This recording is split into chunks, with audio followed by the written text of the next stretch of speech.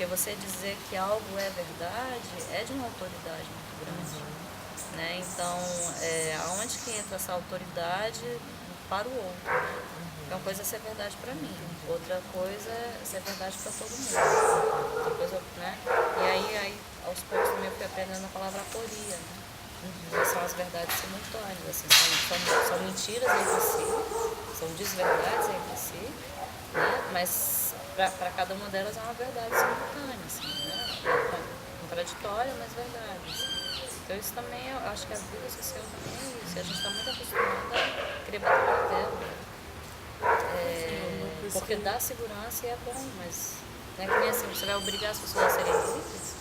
Você vai obrigar as pessoas a serem felizes, obrigar as pessoas a terem consciência, porque elas não têm. Esses dias eu vi uma música, eu pensei isso, ela dizia assim, vai ter que amar a liberdade. Eu falei, nossa, que posição. Falando de um filho, a música pensasse num filho, ele vai ser assim, vai ter que amar a liberdade. Eu falei, nossa, que posição. Quer dizer, tem que amar a liberdade, já é uma... Mas que a liberdade é uma coisa muito discurso assim, da liberdade. Mas também é a grande dominação, né? É o grande discurso de dominação também. Mas voltando a essa questão do autoritarismo, nesse caso aqui, você não sente que é autoritarismo? Não, eu sinto que tem. Você sente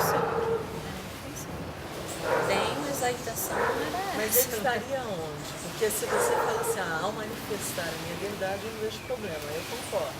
Quer dizer, se eu tenho lá meu conjuntinho de verdades, modestas ou ambiciosas, acho que todo mundo tem. Aí tá, o artista, o poeta, sempre tem, eu acho, esse problema, assim, que a gente se expõe. Querendo ou não, seja por meio de frases taxativas, seja por meio de uma experiência, a gente se expõe, né? Acho que é natural. Agora, é meio difícil, é estranho, porque a gente se sente um exibicionista. Eu sou então narciso, exibicionista, ou então eu sou uma pessoa impudica, que vou falando das minhas intimidades, ninguém faz isso. E a gente, na historicamente, é assim, não tem jeito. Né? O poeta fala da cozinha, da cama, do banheiro.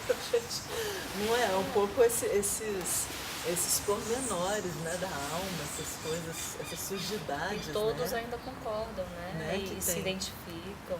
Pois é, aí eu falo, bom, é a nossa, sei lá, nosso destino aí. Isso aí não tem muito como sair. Aí fica nessa questão, eu vou impor, né? O discurso da arte contemporânea é muito confortável por um lado, né? Porque eu falo, não, diferentemente da pintura, no caso da pintura, né? A pintura renascentista impõe um só ponto de vista e lúdica. Mas eu não acredito nisso. Agora eu fico pensando assim, gente, será que sempre não tem um pouquinho? E até que ponto isso não é natural? Por que isso é nefasto, tem que ser invido?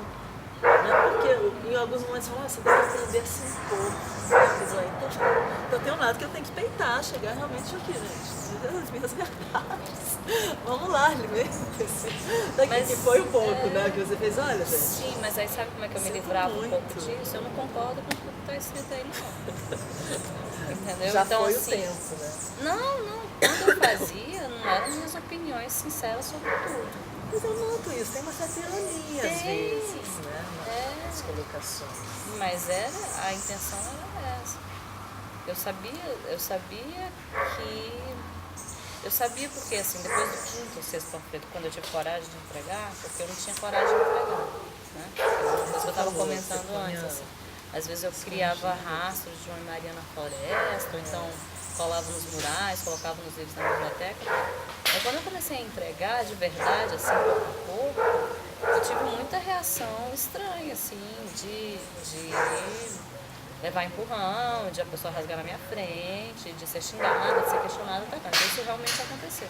E eu falava assim, nossa, mas as carapuças, né? Assim, nossa, encaixou, mas eu nem achava isso de verdade, a pessoa já se ofendeu. Você, me fala uma coisa, nesse momento de entregar, você via isso como uma performance? Ou não? Você ainda fazia ingenuamente? Eu nem sabia que performance existia. Né? Você fazia honestamente, vamos dizer assim. Na ingenuidade, eu não fazia porque, né? E boba, assim, sei lá, achava 10 xerox, assim, sabe?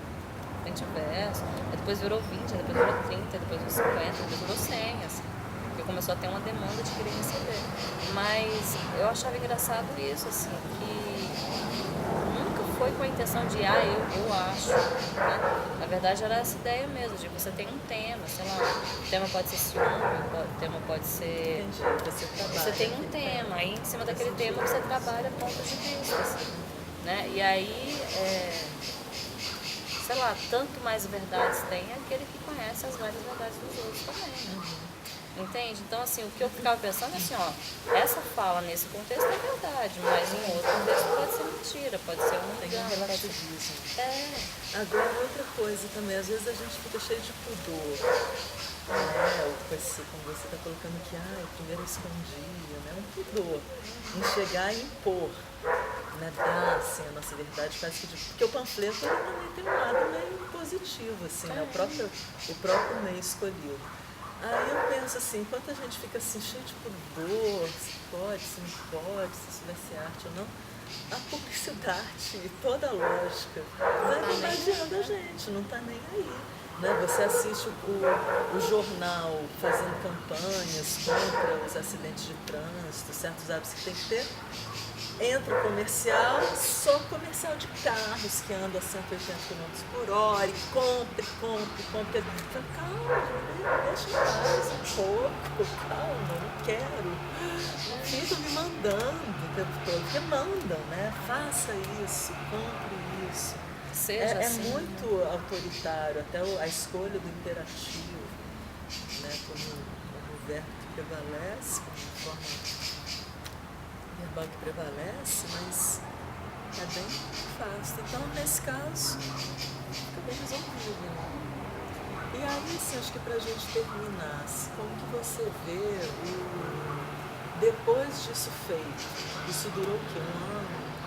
2 anos dessa atividade que foi amadurecendo, foi se transformando.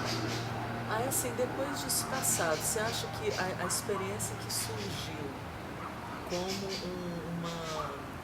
uma reação, né, antropológica, né, uma tentativa, uma investigação de fazer antropologia por outros meios.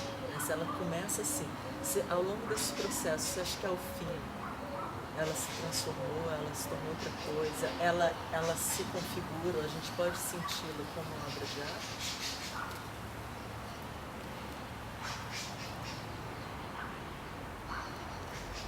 Eu acho que é discurso.